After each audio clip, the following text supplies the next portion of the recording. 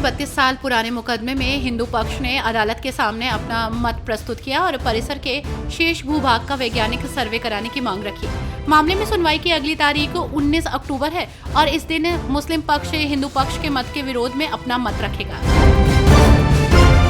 दिवाली से पहले ही दिल्ली की आबोहवा बिगड़ने लगी है। केंद्रीय प्रदूषण नियंत्रण बोर्ड के मुताबिक दोबारा हवा की गुणवत्ता खराब श्रेणी में पहुंच गई। अगले 2 दिन तक हवा की गुणवत्ता खराब रहने के आसार हैं। वहीं आनंद विहार में लगातार दूसरे दिन एयर क्वालिटी इंडेक्स 400 के पार बना हुआ है।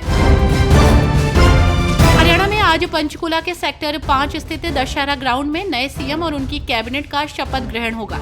शपथ ग्रहण सुबह 10 बजे होगा। कार्यक्रम को लेकर प्रदेश बीजेपी की ओर से भव्य तैयारियां हो चुकी हैं। ऐसा दावा किया जा रहा है कि इस शपथ ग्रहण में 1 लाख लोगों की मौजूदगी रहेगी। लाखों लोगों की मौजूदगी में नायब सिंह सैनी सीएम पद की शपथ लेंगे। आम आदमी पार्टी के राष्ट्रीय संयोजक अरविंद केजरीवाल ने पार्टी मुख्यालय में जनसंपर्क अभियान की शुरुआत की। आम आदमी पार्टी पूरी दिल्ली में जनसंपर्क अभियान चलाएगी। अरविंद केजरीवाल ने जनता के नाम पत्र लिखा है। अरविंद केजरीवाल के लिखे संदेश को आप कार्यकर्ता घर घर तक पहुंचाएंगे। महर्षि वाल्मीकि निगम के कथित घोटाले पर प्रतिक्रिया देते हुए भाजपा नेता और कर्नाटक के पूर्व सीएम बसवराज बोम्मई ने कहा कि राज्य सरकार ने एसआईटी का गठन किया और कई अधिकारियों को निलंबित कर दिया, लेकिन इस मामले के सरगना से पूछताछ नहीं की गई। उन्होंने कहा कि अब समय आ गया है कि सरकार जिम्मेदारी ले।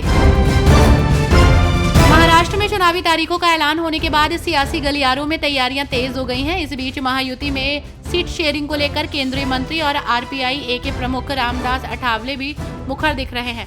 उन्होंने कहा कि डिप्टी सीएम और बीजेपी नेता देवेंद्र फडणवीस को हमने एक पत्र दिया था। हमने उसमें 21 सीटों की मांग की थी। आरपीआई नेता ने यह भी कहा कि 21 में से 8-10 सीटें हमें मिलनी चाहिए। कर्नाटक विधानसभा के विपक्ष के नेता आर अशोक ने मूडा प्रमुख के मैरीगोंडा के इस्तीफे पर सीएम सिद्धरमैया के नेतृत्व वाली कर्नाटक सरकार की आलोचना की और दावा किया कि ये सरकार जल्द ही चली जाएगी। एक एक करके सभी लोग इस्तीफा देंगे। अब मारीगोंडा है और अगले हैं सिद्धरमैया। घोटाले की पुष्टि हो गई है। लोकायुक्त जांच चल रही है। एससी ने जांच के आदेश दिए हैं। ये सरकार भ्रष्ट है, इसलिए इस्तीफा देना ही इसका एकमात्र विकल्प है। इस मामले में ईडी की भी एंट्री हो गई है। ये सरकार जल्द ही जाएगी। जनसुराज की नजर बिहार उपचुनावों पर है। ऐसे में पार्टी प्रमुख प्रशांत किशोर ने कहा कि वो जल्द ही पार्टी उम्मीदवारों की घोषणा करेंगे। उन्होंने कहा कि मुझे बताएं कि क्या आपने पहले कभी बिहार विधानसभा चुनाव में ऐसे उम्मीदवार देखे हैं।